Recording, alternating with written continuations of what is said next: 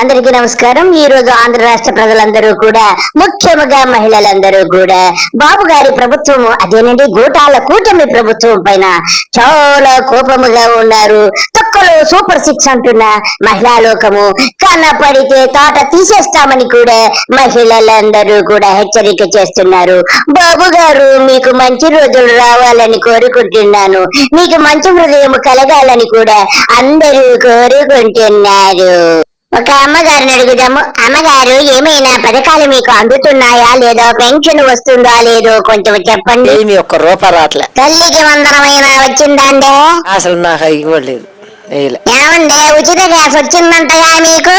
రాలేదయ్యా, మాకు రాలే. వచ్చినాయి, కొంతమందికి వచ్చినాయి కానీ మాకు రాలే.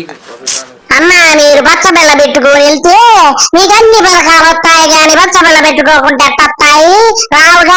ఈయనొచ్చారు చెబుతున్నారు, ఈ కూటమి నేతలంతా మూట్ల పంచుకుంటున్నారు చెబుతారంట. మీరు చెప్పండి.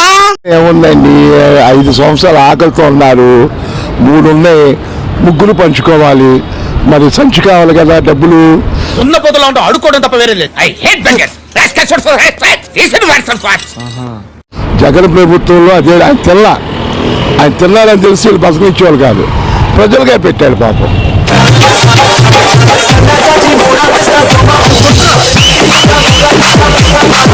ఇప్పుడు నాకేం ఇవ్వలే జగన్, రూపాయి ఇవ్వలే, పెన్షన్ గిన్షన్ ఏం లేవు నాకు, ఆరోగ్యశ్రీ లేదు.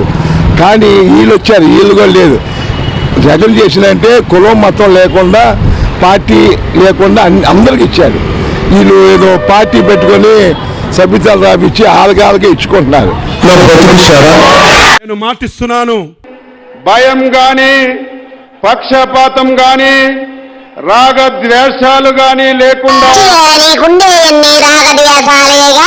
పచ్చబెల్ల పెట్టుకున్నోడికి పథకాలున్నామంటగా, నీకు ముందు ముందు పగిలిపోద్దరు.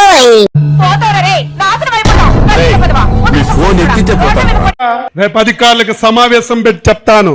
రేపటి నుంచి ప్రతి కార్యకర్త మీరు పసుపు బిల్ల పెట్టుకొని వెళ్ళండి. రేపటి నుంచి ప్రతి కార్యకర్త మీరు పసుపు బిల్ల పెట్టుకొని వెళ్ళండి. ఏమైందిరా?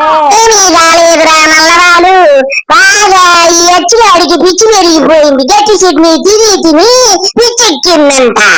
మీకు గౌరవంగా కుర్చీ వేసి టీ ఇచ్చి, గట్టి చట్నీ గారా టీ మాత్రమే ఇచ్చేట, పచ్చబిల్ల పెట్టుకొని వెళ్తే కోట్ల బాటలు కూడా ఇవ్వాలని చెప్పండి.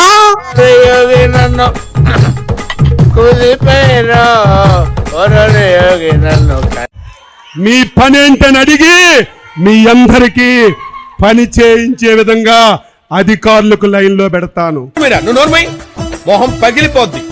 ఎవరైనా ఒకలో ఇద్దరు నా మాటకు జవదాడితే ఏమవుతారో వారికి నేను చెప్పవలసినటువంటి అవసరం లేదని చెప్పి తెలియజేస్తున్నా.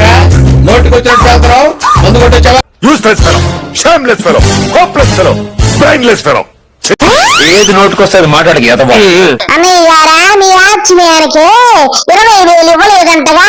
ఆయన పచ్చబిల్ల పెట్టుకోలేదని ఆయనకి 20,000 ఇవ్వలేదండి బాబు వరదలప్పుడా.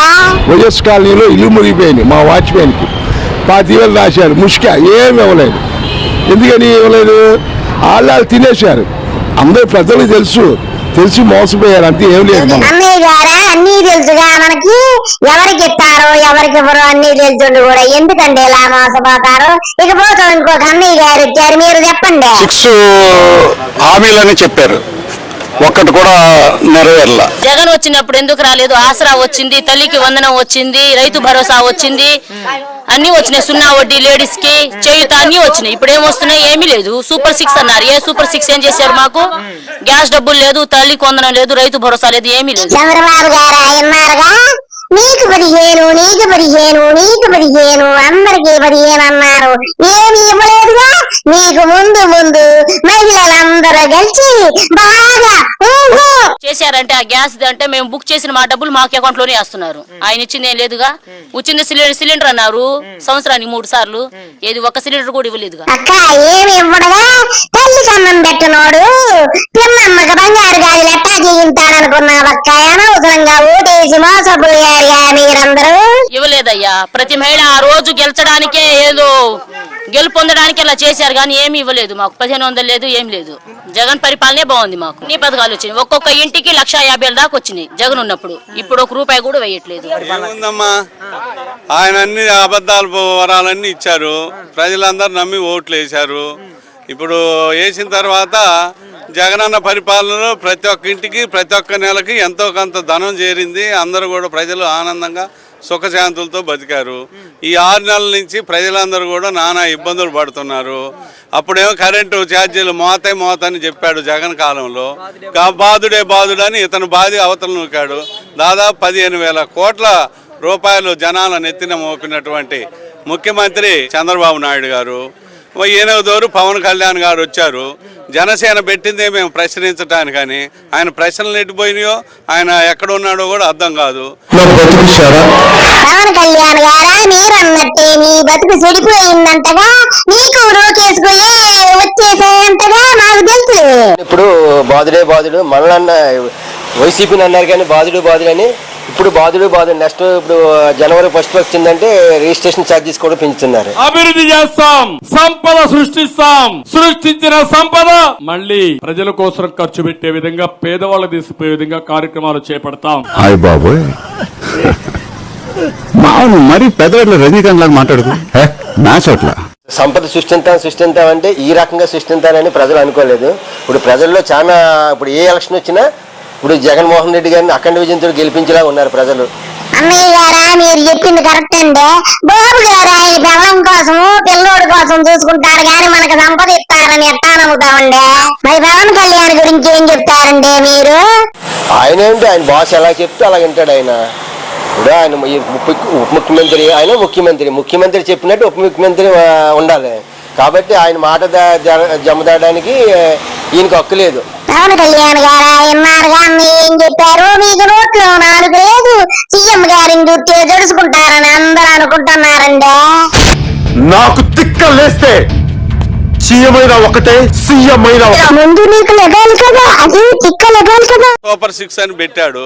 ఒక్కడి కూడా పెన్షన్ తప్పితే మిగిలిన ఒక్కడి కూడా ఇచ్చినటువంటి పాపాను పోలేదు. మీరు గొప్ప మాట్లాడుతున్నారండి. బాబు గారు ప్రజల కోసం, పేద ప్రజల కోసం ఆయన రాత్రుళ్ళు పగలు గేదెలు వేసి పాలమ్మి, మజ్జిగమ్మి, పిడకలు వేసి, నెయ్యమ్మి అమ్మగారు ఇద్దరు ఎంతో కష్టపడుతున్నారండి.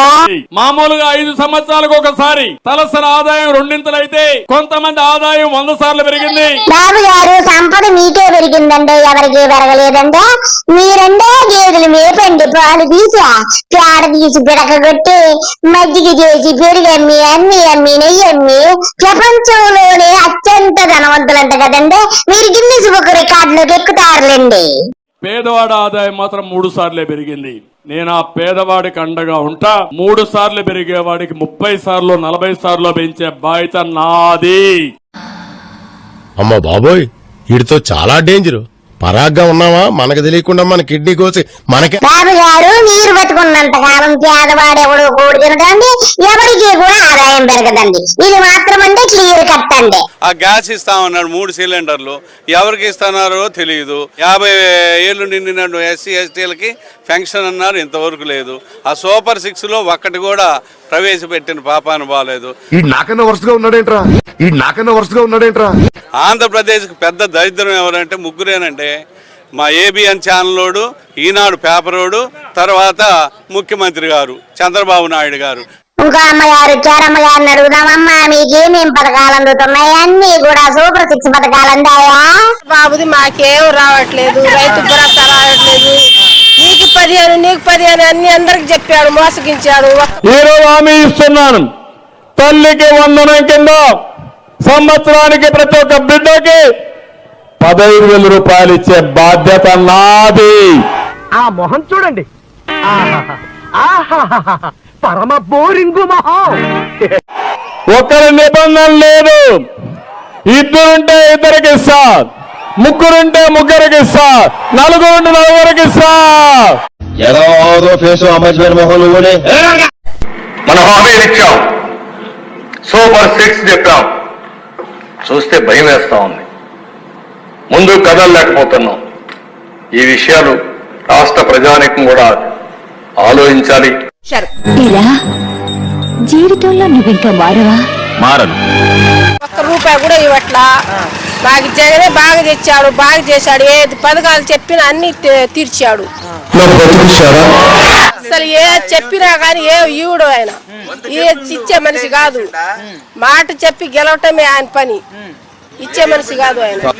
ఇలా మాట్లాడుకోవడం గుడ్డలోడు తీసి కొడతా. బాలయ్య బాబు గారు ఎంత మాట అన్నారు? బాబు గారిని కూడా విప్ప తీసి కొడతారా? మీరు కొట్టాల్సిన పని లేదు. ప్రజలు కొట్టే రోజులు దగ్గరలో ఉన్నాయి మీ అందరికి. ఏం చేయడు ఆయన, మాకు ఏం ఇయ్యడు చేయడు. అసలు మిరగాయలు 500-600 కూలి పెట్టి నాకు రూపాయి కూడా ఆడ 5,000-6,000 కొంటున్నారు. అప్పుడు మా జగన్ పరిపాలన 30,000, 25,000, 20,000 అడ్డపడ్డాయి. రైతులు ఇప్పుడు మందు స్థాయికి వచ్చిన్నారు. చూసారు కదా ఫ్రెండ్స్, అబద్ధపు హామీలతో వచ్చినటువంటి చంద్రబాబును ప్రజలు ఎలా నిలదీస్తున్నారు.